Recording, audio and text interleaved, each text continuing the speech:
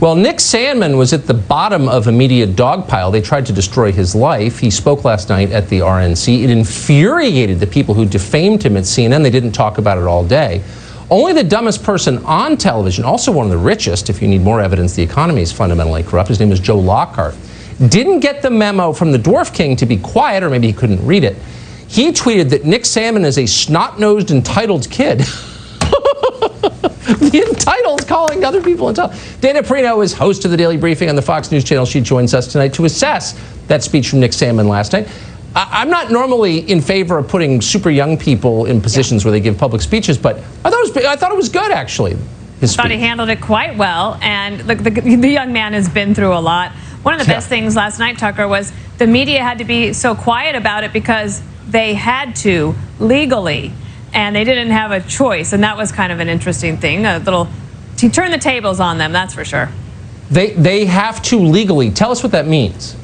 Well, because Nick Sandmann was able to win lawsuits and get settlements from CNN and the Washington Post. Under those settlements, the agreement was no one's going to talk about this settlement, no one's going to talk about it anymore, and if you do, you have to go back to court. So I'm sure that the corporate execs were like, let's just let this one go, don't say anything, and they try to get away with that. Now, I do think that from the larger standpoint, the reason he was there speaking did, I think, appeal to a broader range of voters, and that's because you see what happened to him, and you start to think, that could happen to my husband, to me, to my child, to my boss. It could happen to my coworker.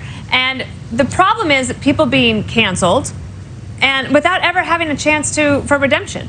Even if facts come out that prove them right, then you still are being tagged by the media. And that's what I think people think is unfair. Also, I got some interesting information that this idea of cancel culture is really bothering people that are living in the suburbs. It is starting to penetrate.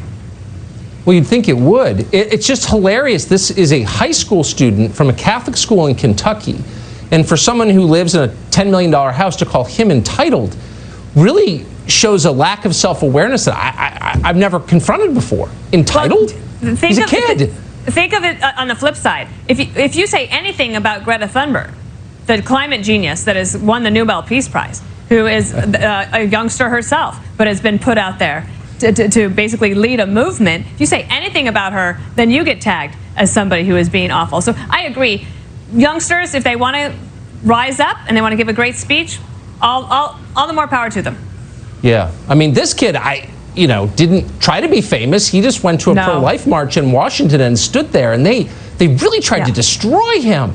And he stood up for wouldn't you examine himself. Your conscience if you tried to destroy a kid? I mean, I think I do know that there are a couple of reporters that do feel bad about what happened. Genuinely feel bad. I know that. And I also think that, look, it's interesting that a young man like that can teach a lot of people in the media a lesson. It's a good reminder for all of us. Yeah, amen. I agree with that. Dana Perino, thank you for that. Good to see you tonight. See you next week.